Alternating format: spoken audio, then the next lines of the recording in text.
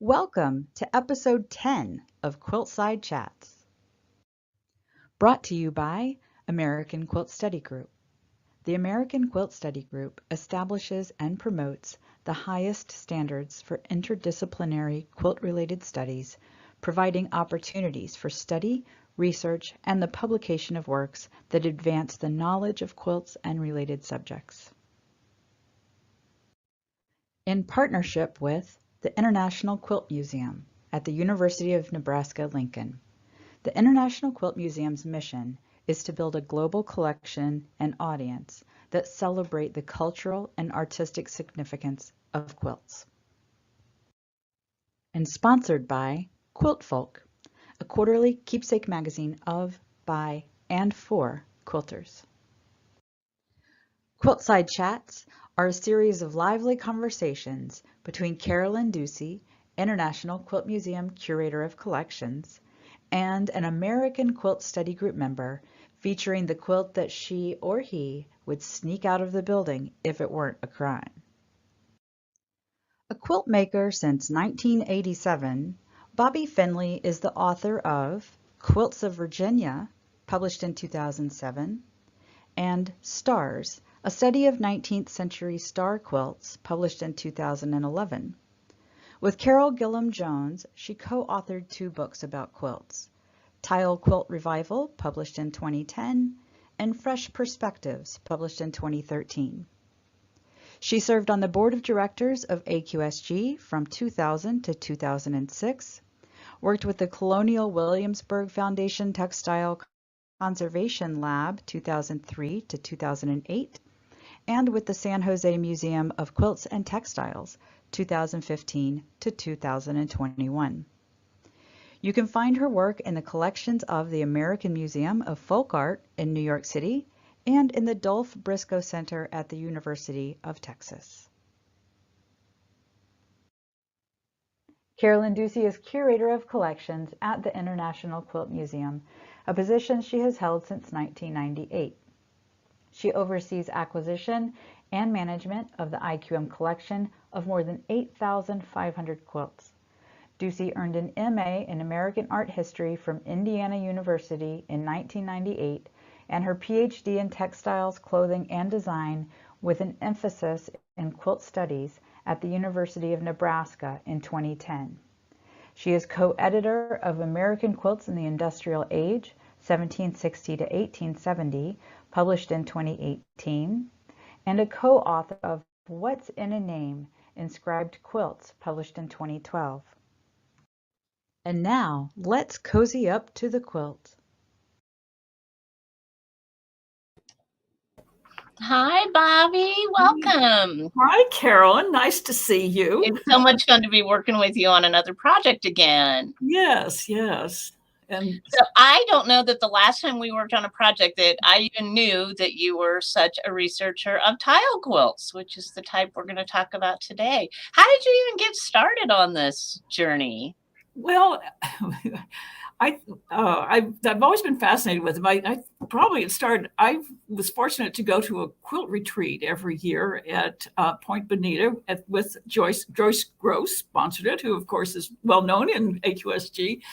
And that's where I met my co-author, because she came from Lawrence, Kansas. And we would sit there. Joyce would always bring a bunch of books for us to look at. And we would look through these books and we realized we both really loved these tile quilts. So they just were very, very interesting, very unusual. Very unusual. What's interesting, though, is there's more to them more of them than we thought originally. Obviously, once you kind of focus in on a type, you start to find them, or maybe they find you. That's right. When we first started looking, I knew of about 20. Fortunately, they are in museums, yours, and in private collections, and have been published. So that's that. But anyway, I'm now up to about 30, I think, that I've found. So they're very but they're still very unusual. Very and maybe we should define a tile quilt. I think that's a good idea. Let's talk about people how we describe them. let's say a tile quilt, simply stated, a random shape is appliqued to a background fabric, which is usually muslin. And for some reason, the quilter left a space around them, a little 1/4-inch space around each piece. So it looks like grout around tile. And so they probably didn't call them tile quilts, but we call them tile quilts because that's what they suggest, when we look at them. Yeah.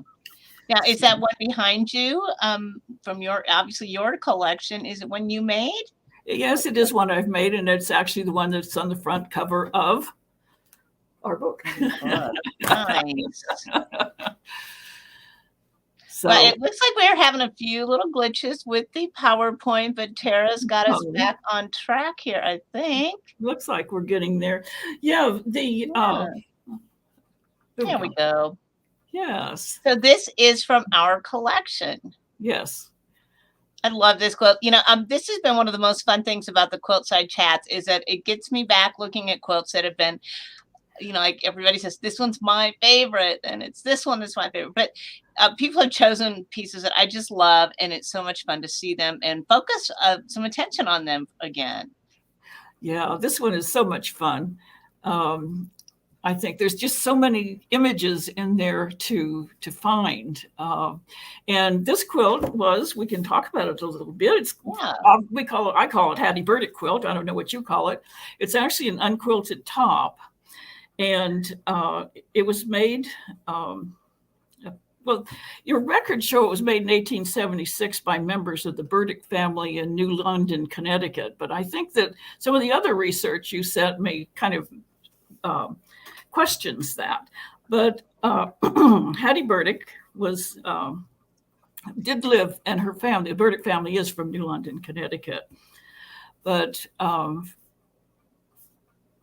it was probably actually made from between 1887 and 1889 in Berkshire County, Massachusetts, because and documentation from the dealer who sold it to the James originally states that it was made by 4 women: Elvira Mixer, Annie Adams McKee, and Minnie Burdick, and Hattie. Whether we don't know if Hattie worked on it or not, but they all lived in Berkshire County, Massachusetts.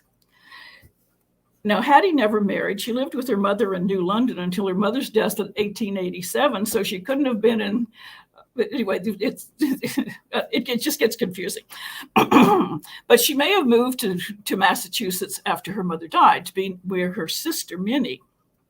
So, and another interesting thing is that one of the Elvira Mixer is Minnie's mother-in-law. So all these fun little connections. So it was probably actually made in Massachusetts and not in New London, Connecticut. Well, the dealer information we get that's one of the reasons why we do research and why we have what we call our genealogical task force, because you really do have to go back and you look at everything with a critical eye and do your research and find out, is the dealer information correct? Because we certainly have learned that people's memories aren't as good as they think they are. And family information oftentimes comes with these, I hate to call them errors, but they really do get things mixed up. But hey, Tara, can you zoom in on the Hattie Burdick block in the middle, just so people can see that? Because that's kind of fun and unusual. Yes. But that is something we see on a fair number of these, is some kind of an applique text. Right. We'll show a few of those, definitely. But that brings up, talking about Connecticut and Massachusetts, brings up the fact that most of these quilts are from that we found are from New England, and many of them from Connecticut. So just to get that out there. Although possibly another regional style that we're seeing. Exactly. Although Julie Silber has a wonderful one that was supposed to be made in Oregon, and I'm going to show you one that may have Southern connections. So we'll see. And I should say that the oldest quilt that we have found is dated on the quilt 1852. Now that is from a historical society in Deep River Historical Society in Connecticut.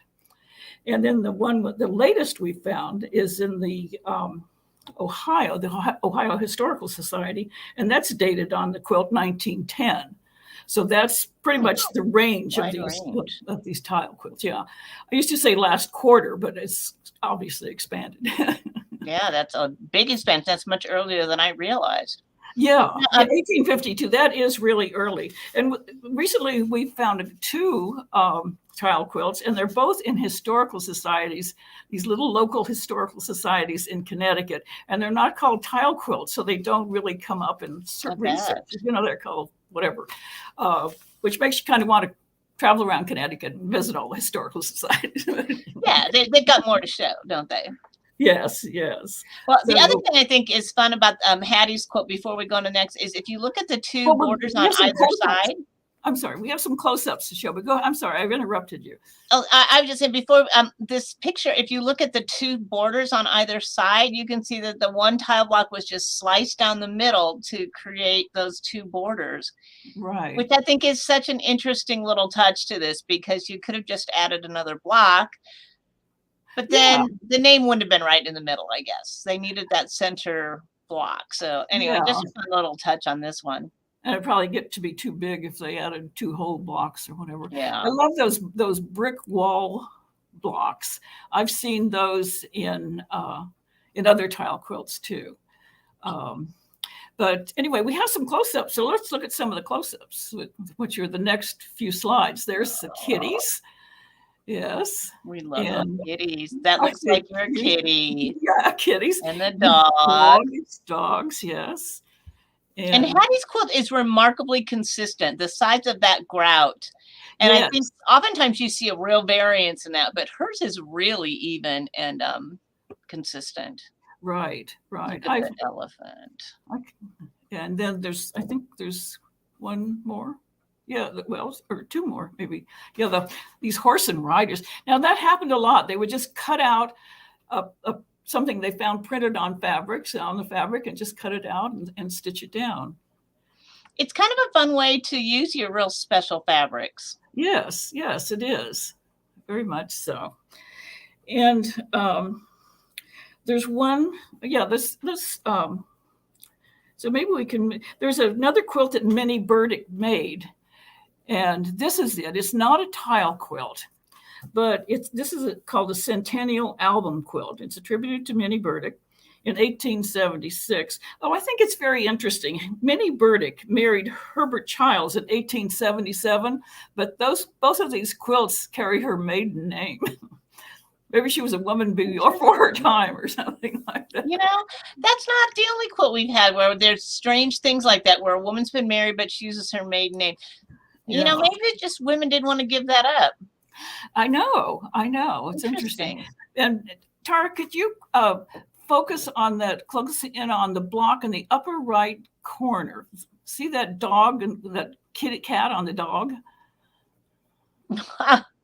Just keep that in your memory for a minute, because it may come up again. Thank you. These blocks are so fun. Aren't they fun? Wow.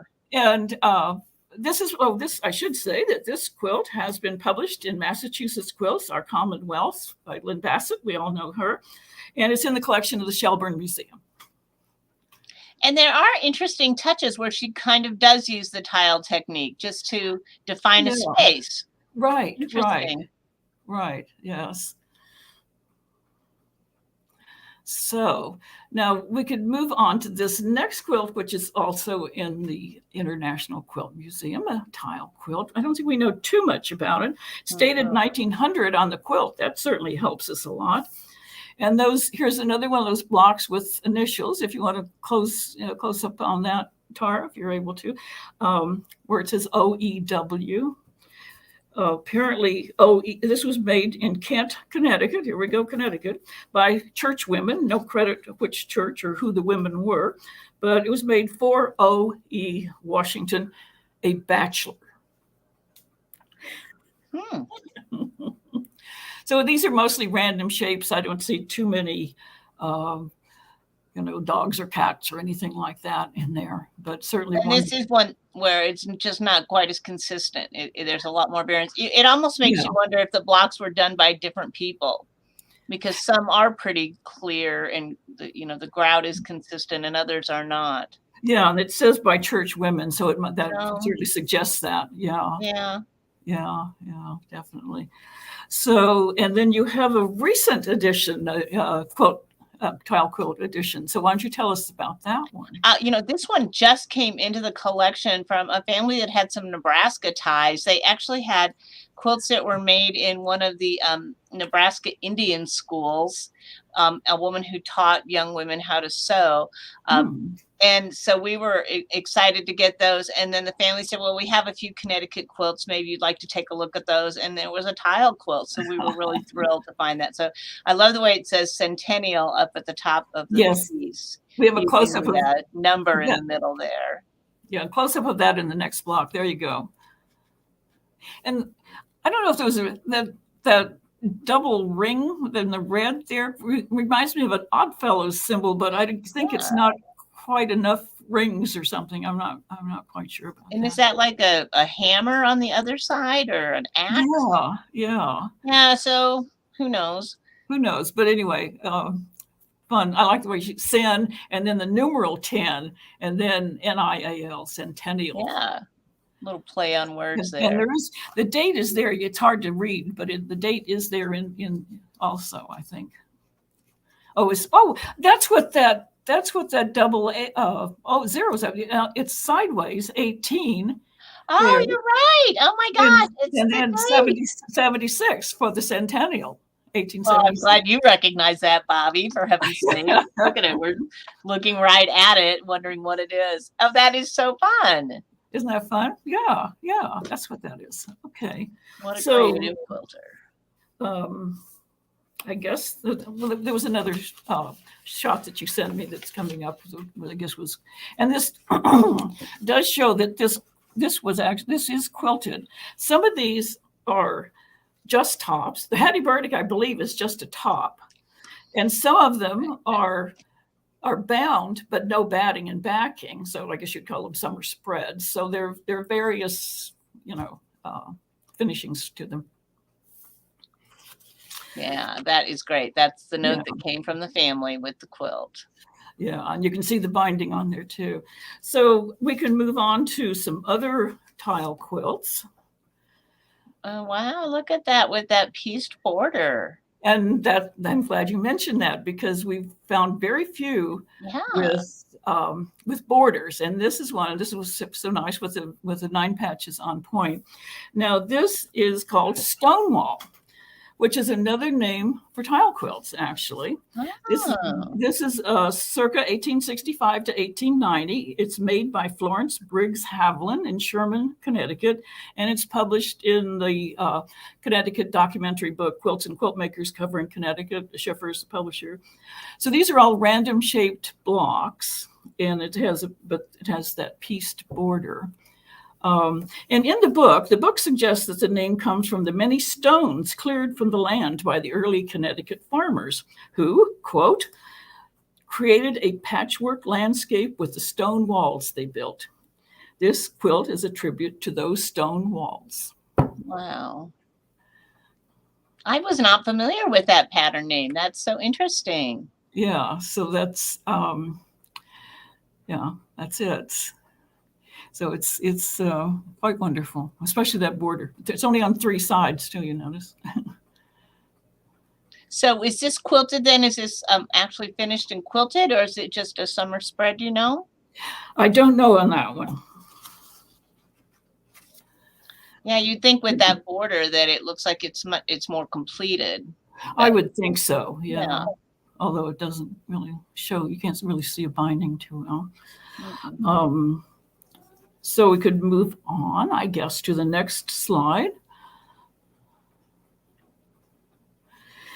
which is called Streets of Boston, which sometimes is also a name for these quilts, but I'm not sure about that. But this is 1873 on the quilt in that center block there. Tara, if you can show us that. And the initials there are EMK. Now, the story is that this was made by Augusta and Martha Kimberly. Kimberly's their last name, in Napog, if I'm saying that right, village in New Hartford, Connecticut.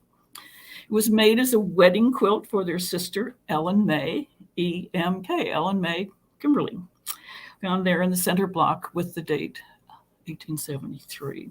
And the story goes that Augusta was 11 years old and Martha was 14. Eleanor was 23.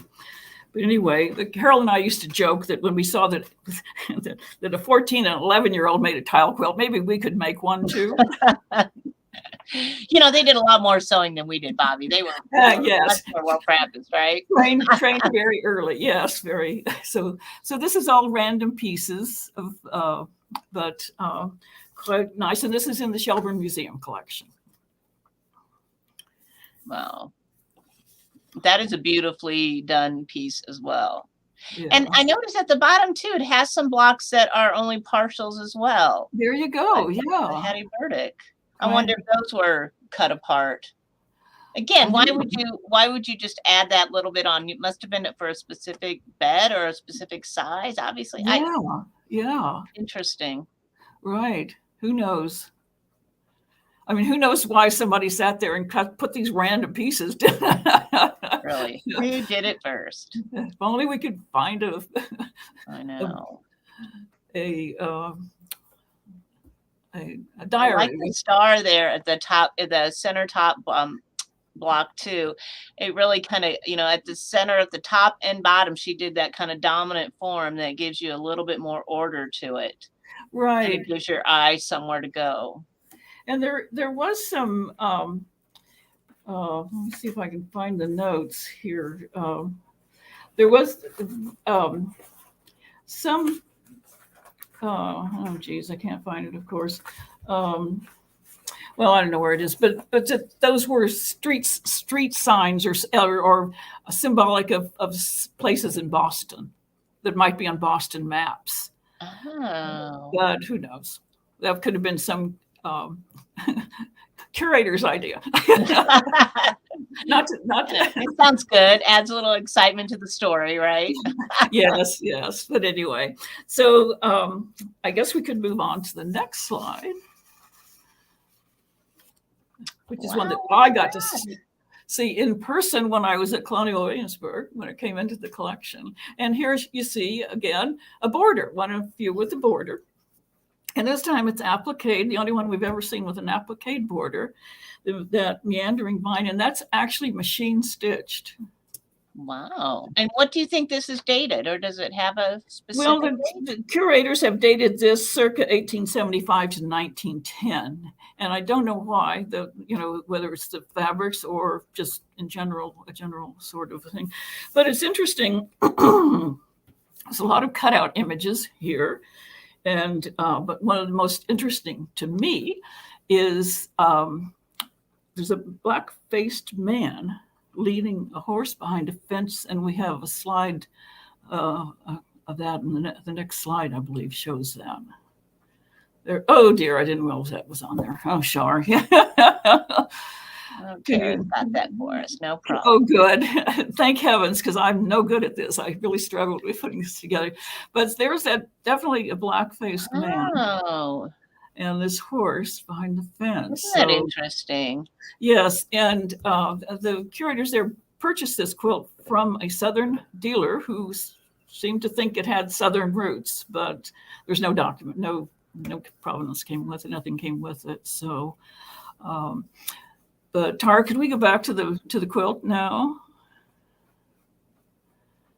Yeah, it's interesting that these images are just cut out of fabric, whereas the Hattie Burdicks were actually a print on the fabric. Right. And there's in the third row down, Tara. No, and the third block over, if you could come in on that. There's that it's the dog and cat. And dog again. Now, where does that come from? If anybody knows if that was the published image somewhere, or is this made by Minnie Burdick? All sorts. Doesn't that make you think there's some? I mean, that's not coincidence. There's got to be a connection there, and I can't see the little black and white fabric right above it. But in the other one, wasn't it like a little black and white carriage? I wonder if that's linked too. I don't know. We need to compare quilts. Exactly. Yeah. Yeah. Wow. Yeah. But it was very interesting to see that, because Carol and I always joked about this, because she has dogs and I have cats, and we always said, "Oh, this is our block," cats and dogs. How fun! But yeah. You do wonder, like, what kind of story is this person telling? Is this something from her life? Are these her experiences? Did she just find no? Did she see the other quilt and say, "I want to do that same motif"? Who knows? Yeah. But anyway, so this is, like I said, from the Abbey Aldrich Folk Art Museum in Colonial Williamsburg, and it's pictured in their book, 4 Centuries of Quilts.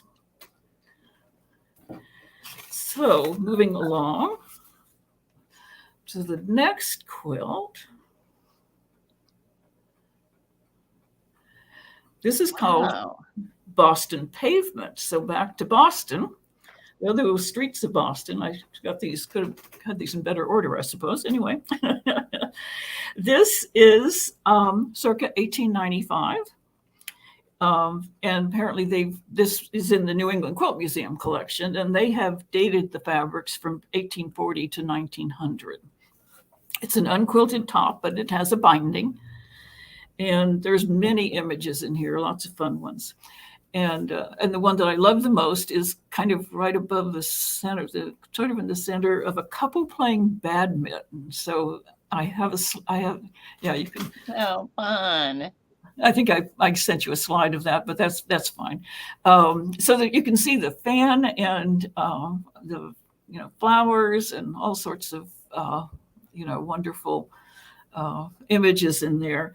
And actually, when AQSG was in New Hampshire a few years ago, and there was a tour to the New England Quilt Museum, they showed us this quilt. So some people might have seen it there. Nice. Really fond of this one. It looks very similar to my memory of the fabrics on the Hattie Burdick quilt too. A lot of these printed plaids or woven plaids, I don't know which they are. Yeah. The kind of that brown with the pink and gold motifs in it. So it they vary much from that similar time frame. Right. I'm seeing what looks like a horseshoe right below that block too. Yeah, I was catching that too. I wonder if that's similar to the horseshoe that was on ours. Yeah. And that pistachio green just to the right of the woman, that's another kind of unusual fabric that we've seen. So yeah, it makes sense they're from the same time period, but you do wonder if they where are they getting their fabrics from? That might be right. Point. Yeah, and very even grad on this one too. And I tried doing something like this one time just to kind of play around, and that is not as easy as it looks to do. No, it's not. But I think just recently I thought, because the Carolyn and I, when we did the book, we decided, actually the story was that we decided we would make one of these tile quilts at our quilt retreat, and then we would donate it to AQSG for the auction, which we did. But anyway, we decided we had a much more organized way of making them, so we didn't do it this way. But we still get the tile in the ground. But so recently I thought, I should really try to make a tile quilt in the original style. And like you say, it's not as easy as it looks. No. So let's go back and look at the whole thing again and see if anything else pops up that we might want to look at, since looks like we have plenty of time. What else is in there? The bright red, it looks kind of like it might even be a solid color red used in some of it, and solid color blue. That just pops out at you when you see this one, and it gives it a very different feel. Right. Yeah. Yes, that red and the blue too. Yeah, that's. And the fans, they're kind of around the center block and the 4 corners. Those are beautiful. Yeah. So this one definitely, they really did make the most of their special fabrics. Yeah, that fan up there, yeah, that's great. And I just love the couple playing badminton. I mean, who even printed fabric like that, but she found it and she put it in her tile quilt. And is the couple below the center block, are they playing badminton as well, or do you know? Are they just... Oh, that. Oh, I haven't focused in on that. Is that as close as we can get? Looks, It what are we probably doing? it looks like it's getting awfully blurry, but Yeah. yeah, just looks like now Yeah. they're post badminton here, standing. Maybe that's it. Yeah. And the two fans there. And this oh shoot, I should have dug it out. This whole quilt was reproduced as a fabric. I can't remember who did it. I shouldn't have even bring it up. Probably I have it somewhere. How fun! Yeah, and they did the Colonial Williamsburg. I think they did a reproduction of that too on fabric, but they left off the black-faced man. Well, and are those blocks? I can see like a palm tree. The second row down, Tara. On either side, the three blocks in the middle all have figures in them. Oh yes, yes. It is the same image. It's repeated in a just kind of a different. They cut the palm tree off. Oh right, yeah, yeah. And those look like there's some kind of a native person. Obviously, palm trees. Yeah, that's true. But, yeah. Wow. Beautiful fabrics, and I bet it'd be really fun to try and do some more research on those. Yeah. Pagoda. There is a pagoda, I think, on our quilt too. Huh. But then again, that in the 1870s, we're seeing a lot of those kind of exotic images, what they called exotic images, being printed after people saw things at the Centennial. Yes. That's probably has a lot to do with it. Yeah, where is it? Okay, well, there's a couple more quilts I want to show you. Oh yeah, there's our pagoda. Tara, Bobbi. Tara is showing us Bobbi. Oh, good. There's there's a cross. And what else can we find? So it is interesting. I mean, there are just such interesting similarities in these quilts. Really interesting. Yeah, when you really start looking at them closely. You can zero in on it. Dive back in, doesn't it? Get back there and really look at them. I mean, now we could probably get a high-res photo of these, where in the past that wasn't always so easy to do. Yeah, that's true. Wow. Flowers, lots of flowers and birds and stuff is a rule, I find. Yeah. Well, let's go look at this quilt that's after Boston Pavement. It's slide 18, I think.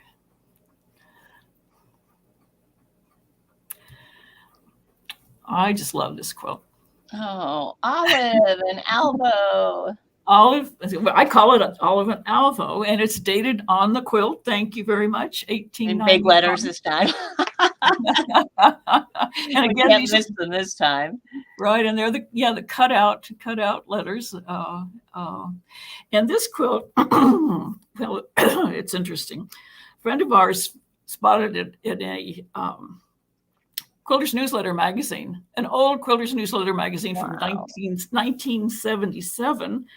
And the story was about a Nebraska quilt symposium that was in Lincoln. Oh my gosh. And I don't know if there was a date, but the picture is from the symposium, and then it's in Quilters Newsletter in 1970. Well, Bobbi, my sister and I did an AQSG paper about the symposium in Nebraska in 77. Oh, really? Well, yes. So that's probably it's just one small world after another here. I know it. So this was exhibited there, and wow. The quilt was anyway. It was quilted by it was exhibited by the owner, I guess, whose name was Jean Harnsberger. Mm-hmm. And so anyway, Mary Kay Walvogel sent her the image, and she tracked this quilt down for us. And it's now in the private collection of a woman in Texas who is the former daughter-in-law of Jean Harnsberger. Wow. But we contacted her, and she was kind enough to let us use the image of this quilt in our book. She shipped it off to C&T, and they photographed it. We've never seen it in the fabric, in the fibers, but we did get it in the book. And we've just loved this quilt. Like Olive and Alvo. Did Olive make the quilt? Was Alvo her husband? We don't know Don't we wish we knew? If only we knew. And there's, oh, by the way, there's that, now that I'm looking at it, that brick wall again in there. But this is just full of all sorts of images. I mean, the more you look, the more you find. There's another horseshoe. Yes, there's fans, there's birds, I think. There's just all sorts of things. And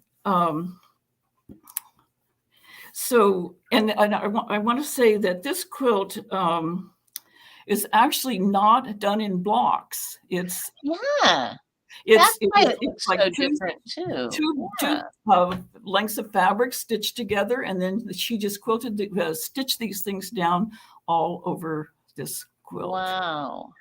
And another interesting story is that Carol Jones went to the Lincoln Quilt Guild in 2010 when our book was out, and she was giving a lecture in a class and was showing this quilt. And someone in her class said, "Oh, there's an Olive Township just east of Lincoln." There is an Alvo. Alvo. An Alvo Township, and there's an Olive Creek that runs through the town of Alvo. So maybe they're not people at all. Maybe they're geographic locations. Well, and Alvo doesn't have the periods between the letters like Olive does, not between every letter. I wonder if that means anything, or if that was just they were filling that space to keep it more even. Interesting, though. I think that's really interesting, though, that you found Alva with an Olive Creek. That's pretty amazing. Right. And to add to the story, later on, Carol discovered, doing some research, that there was an Olive Courier, Coryea, Olive, who lived in Alvo in 1895. Well, look at that. I went on Ancestry and I found the great-great-granddaughter of this Olive who lived in Alvo in 1895. And she was very excited. And she said, "Oh, let me ask my mother if she remembers anything." Of course, this would be her mother is the great-granddaughter. So a little bit of time. But anyway, her mother had no recollection of any family quilts or any stories of Olive or grandma being whatever. So we can't say that Olive was. Yeah, we can't say for sure, but what a great story and what amazing research you did. Wow. Isn't it? Yeah. And I just love that, like, the more you look. Well, this is very interesting that Robin asked this question, Bobbi, because it was something that I really did wonder if you had kind of looked at. But before we go into the question of the link to Crazy Quilts, because I think I'm wondering if there's a link. I really want to see the 1852 quilt, because that would throw out that contribution or that influence from Crazy Quilts, wouldn't it? If you have a Cal quilt that early. Yes, I'm really sorry. I should have included it. I didn't know how much time we'd have, and obviously we would have had lots of time to. Yeah, well, I think that's what do you think, though, about this connection? Because it does. When you look at the quilts, you really do think Crazy Quilts, because they're just random shaped pieces. Well, a lot of people suggest that. I personally, I don't think so. I mean, because Crazy Quilts are entirely different fabrics. They weren't made to go on beds. All of these quilts are bed size, so we can assume they went on beds. Certainly, they weren't hanging quilts on walls in those days. And they were heavily embellished. Like I say, they were just, really for display. So I tend to not think so, but other people do, and there's no way to know, really. Well, and Robin actually asks, why do you think the Crazy Quilt was more popular? I think the Crazy Quilt, and this is research that my colleague Sarah Walcott has done, I think Crazy Quilts were so promoted in women's magazines as the type of quilt to make if you were a woman of taste and you wanted one for your Victorian home. I think that might be why Crazy Quilts are more popular than practically any other quilts of their time period. At least they survive in greater numbers. Who knows what other quilts were made, but you didn't wash crazy quilts. You didn't use them in the same way. Exactly. So we see tons of crazy quilts come through, but it is interesting because they are very labor intensive. But that was how that at that time period, that's how you showed you were a genteel Victorian woman, was to create something that was just pure beauty. Right.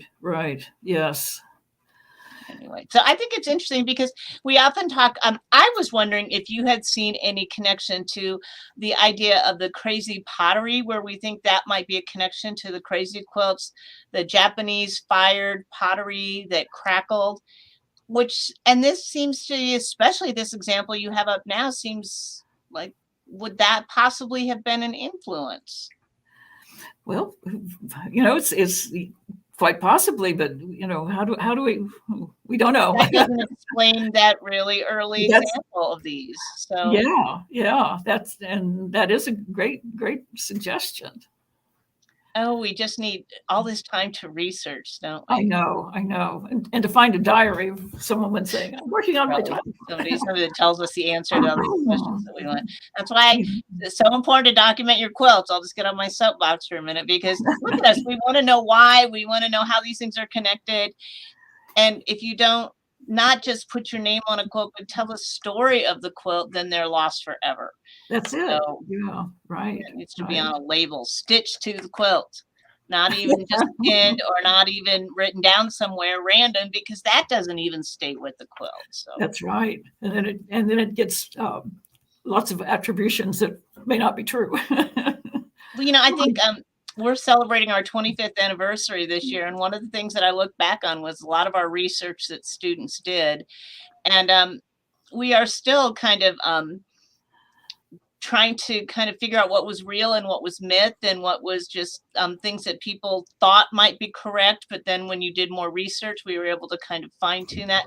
And I think we're really still in that process, because quilt history and research of quilts like this is still relatively new. So we have a lot more to learn. Exactly. And I love that people are doing research, and it's more and more is being learned all the time and being presented. I think it's so exciting. And I got to be on the Know-It-Alls program this week, which was such a thrill. But we talked a lot about the development of regional styles, and it makes perfect sense when you think about the basically pre-1900 quilts, when there weren't printed sources. What did you see? You saw the other quilts in your neighborhood. But it's even more than that. It's like they were working together, creating these trends or these fads. So I think it's just been so interesting to see all of these developments that people have found when they really were able to compare and having, like you said, quilts and collections, and those collections available online has really led to a lot of amazing discoveries. Yes, definitely. Yeah. Anyway, we got off on a tangent. So what do you know about this quilt, Bobbi? Well, I know a lot about this quilt because Carolyn and I own it. Do you? Yes, and this is unusual because it's wool. It's made of dress weight wool fabrics. Yes, and some solid colored fabrics, and some are printed. There's a few flowers in it. But mostly just random shaped pieces. The blocks are interesting. They're various sized. They're not just a 10 by 10 or 12 by 12 or whatever. And they're sewed they're sewed together in rows. There's 4 rows of blocks. But you can see the lines. And there is a binding on it. It's black. It's which is probably wool binding is, but it's kind of a faded black binding. We bought this quilt from Julie Silber, who, but I don't think she knew it had any real provenance on it either. But it's interesting. So that it's wool. There's some flowers in there. I think you could probably zero in on, But and I have a note that it was done potholder style. And the quilt, Carol Jones has the quilt in Lawrence, Kansas. So I couldn't check that. I didn't remember it, but she has it. I live in a little 1-bedroom apartment. She has a whole house, so she keeps the quilt. But, and by potholder style, you mean it was quilted as a block and then put together? Yeah. So here I am making a mystery of something that I don't know, and I can't. This one just has it to me, into my eye, it just has so much more movement than the others do, where the others were really very kind of regimented. This one just has maybe more curved seams to it, or curved routes. Right. And it just feels like it moves. But what's also interesting is if you look all the way down the right side, that column, that vertical space, looks very similar, and it is much more regimented, where the other 3 strips seem to be a little bit more free form to me. Yeah. Wonder which side she started on. Maybe she probably started on the side that's more regimented and said, "Oh, I can't do this anymore." It's not very random. Yes. So Robin has another question. Is there a link from the British mosaic quilts to the tiled quilts? There could be, certainly. I think. The 1718 coverlet, which is the earliest dated quilt known, and is in the UK collection. It does have a similar feel, doesn't it? In the figures and the way they filled the space. I haven't seen that photo in a while, but my memory of it. Me too. I think some of them were and there's another whole bunch of quilts we've come across where it's random shapes, random pieces appliqued down, but there was much more space around them. So that I don't know that you could really call grout if we really think about tiles. But certainly they could be related. All of these things could be related. Well, so much of it makes sense that you would have seen, or you would use applique, for example, to do a figural piece. Like I think the 1718 was all paper pieced. So, and that was how you could do those figural pieces more easily. So you can see how that the use of the figures applique down definitely has a visual connection, if nothing else. Right. That's a very good observation, Robin. Yes.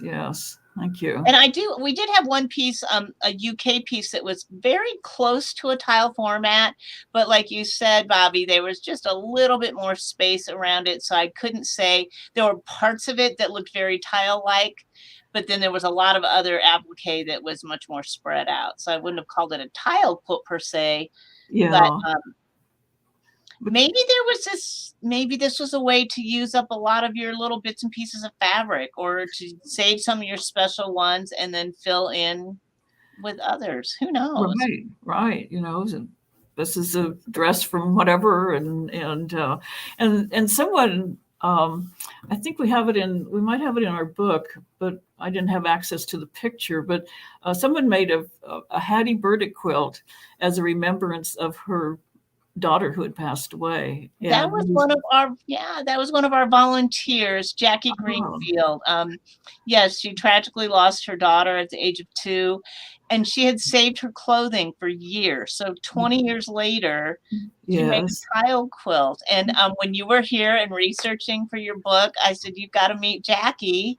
And Jackie Greenfield was happy to have her quilt included in your book, and that was really a special thing. Yeah. And I was thinking too, Alden O'Brien in the Know-It-Alls program this week talked about scrapbooks, women's scrapbooks of all the scraps that they used in their clothing. Right. And maybe there's I think she talked about one woman who kept a piece of all of her dresses and her items her whole life, and kept a little sample and identified when she had a dress made by that. But maybe some of the tile quilts are just a way to show those scraps off in a different way. Right. There's a lot of fabrics, but I think in most of the tile quilts I'm aware of, we do see a lot of repeated fabric, though, don't we? We're not seeing a lot of unique. It's not like people were collecting fabric to have like a charm quilt, I guess is what I'm thinking. Right. Oh, yeah, they're definitely repeated. Yeah, I mean, I think so anyway. Yeah, I think ours repeats in some of the prints, Yeah. and definitely some of the images I know, like the horseman that you showed early on, there were other pieces of that fabric print in the quilt. So even if they weren't the exact image, they were still from the same fabric. So they don't have that charm look to them, but Right. Yeah. Let's go back and look at Hattie Burdick. yeah. It's such a great quilt. It really is. It's just, we have had it backed now. We send quilts out when they need attention. This one was literally raw edge, so it was starting to fray. And so we did have a back put on it to stabilize it. Oh, good. Yeah. Just for the long term.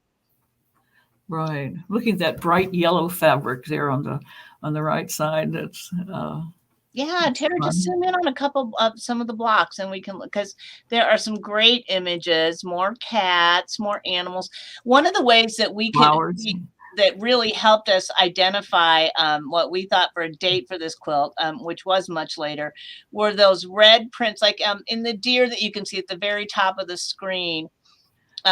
They have this like red and a very unique kind of etched technique where they're using creating those animals. So you can see it in all three of the blocks at the top.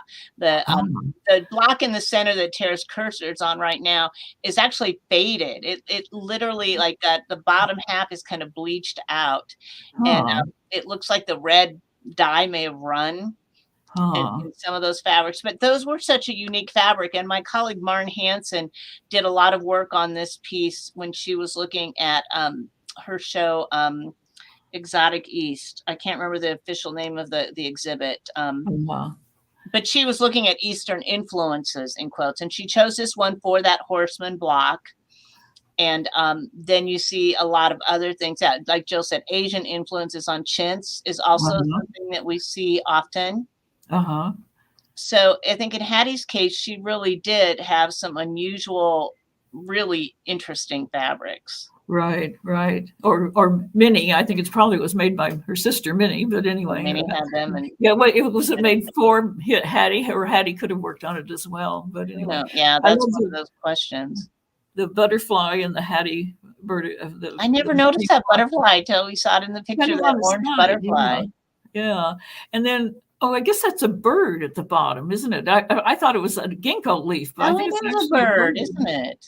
Yeah. So she's done kind of a combination. She's cut things out of just calicos, but she's also really featured some of her really special fabrics. Right. Yes. It's just the more you look, the more you find, it's just amazing. It really is. There's a giraffe. Cheddar in there, which could date it as well, couldn't it? Yeah, it would definitely help us to date it. And that again, 1870 to 1900 probably is where most of these fabrics are going to come from. Yeah. Oh, and I think, see that giraffe there? That's right there. It's kind of a bluish towards the top. Yeah, kind of in the center there. Yeah, I think I saw a note that is also on that Centennial quilt. Really? Wow. Yeah, that same cutout. It's a different fabric, I believe, but it's the same, which really ties them together as being mini Burdick. Well, you do wonder, were people sharing patterns? That was one thing that, as soon as I said that, I'm drawing a blank now. Debbie Cooney looked at one of our applique quilts that's up in our 25th anniversary show for the Know-It-Alls, and they had the exact same applique pattern. And so she said someone had created some kind of a template and had shared those. The quilts might have been made by friends. They were made like right down the row in a particular county. Yes. But you do wonder, like, were there templates out there that were circulating that we just don't know about? Or, we do know that people shared patterns among their family and friends. And we have a couple of really beautiful painted scrapbooks of quilt patterns. So I just think there's so much more to this story than we have any idea of, really. Right. And I didn't mention, speaking of patterns, Ladies Art Company printed a pattern for a tile quilt. It's number 170. I don't have the year, but it was in the early 1900s. So it was certainly way after that 1852 quilt. Yeah.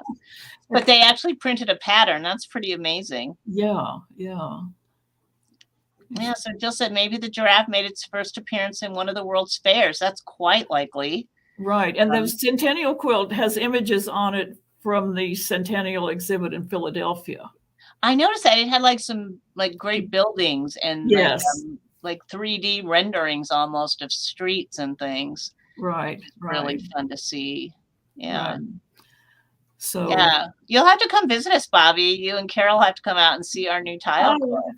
Yes. We didn't even have a photo of it yet. It literally came about a week and a half ago. So we didn't even have a photo that we could get you our high-res image of yet. Yeah. Perfect timing. Yeah, we should, that would be great. I'd love to. I'd love to get back to Lincoln. We love having researchers come and use the collection. It just enhances our collection so much when somebody like you focuses on a particular style, because the research needs to be done. We've had so many people who have come and used the collection and then gone on to publish a paper in Uncoverings. And, you know, that becomes such a part of our canon and of what we know, because when we have students come in and they say, oh, I'm thinking about this project, the first thing I do is I say, go to Uncoverings, go find the index, find what you can get there, because that's going to start you on the right path with a peer-reviewed, really well-documented article with a great bibliography. And so that's, you know, that is just incredibly important. But I really do think there's still a lot to learn. So definitely. You know, Bobbi, it's almost at the hour here. We're almost already done. And this has just been so fun. I just wanted to remind people that, you know, if you just want to see the other tile quilts, if you'd want to go back and look at anything from our collection, and I'm sure many of the collections that Bobbi has shown us, we do have a searchable database online, and you can zoom in on the quilts, and it'll take you in great detail to the image of the quilt, give you a little bit more information. You can search by the tile quilt pattern name. You could search by Burdick and you would find Hattie's quilt. But we just added more quilts. So we have 6,129 quilts online now. So wow. If you just want to page through them, which is sometimes what I do when I'm looking for some kind of a particular type of quilt or something striking. It's really fun to do. And if you had a research project you were looking into, like I said, we love having researchers come up and use the collection. Right. So last two things I just wanted to mention. We do not have a Quiltside Chat in June. Our next is going to be July 17th with Lena DeMarco. And Lena, I believe, is going to look at a red and green applique quilt. I'm really curious. Lena has an amazing collection of her own. So it'll be interesting to see which quilt she'd like to steal. And then in August, I believe the 21st, we have Karen Alexander. So we won't see you in June because it's Father's Day, but we will be back in July with more quilts. Thank you so much, Bobbi, for being with us. Thank you. Today. Thank you for asking me. It's so much fun to talk about tile quilts. You know, I just really want to get back to doing more research again. I mean, I just feel like there is, I think just even taking that first step like you've done of compiling all of them and then really looking at them and looking at them in depth starts to really tell a great story. And yes. Even if we don't always know who they were made by and when, we can start to put them together just purely by the way they visually are so linked. Right. Yeah, like I say, it was only found a few with borders. Some are not quilted, some are, and that really needs. There's so much that could be done. So, are you working on any other particular research project right now, Bobbi? Another book in mind? Oh no, not really. I'm retired. Yeah. I know it's fun to do the research. The writing the book part is a lot more labor intensive, I will say. So. Yeah. And I just want to thank Tara for, as for always, this Luddite with all the technical stuff. Tara makes doing this whole program so easy because she handles all the difficult stuff and all the crazy stuff, and we just get to sit and chat. So thank you, Tara, it's so been lovely. much. Thank you, and congratulations on the 25th anniversary. I'm so glad you're there. Thank you. It is hard to believe it's been 25 years, but we are going to put these wonderful panels that we're doing next weekend. I believe we're going to make them accessible probably on our YouTube channel. We'll get some more information out. We're doing 3 different videos. We're doing one on the early years, how the Jameses found Pat Cruz at an American Quilt Study Group meeting. That's how it all started. And then we are talking to Penny McMorris and a couple of artists about how the Jameses really impacted their work as quilt artists. And then Maren Hansen is going to take a look. One of the things that was really vital to the Jameses was continuing to really explore what was available in the world globally, all of these amazing traditions that we just really didn't know about. So Maren's highlighting some amazing finds that we've made over the first 25 years. So looking forward to it. So those panels should be available. They are wonderful. It was really fun to go back. Maybe not always so fun to look at those early pictures, but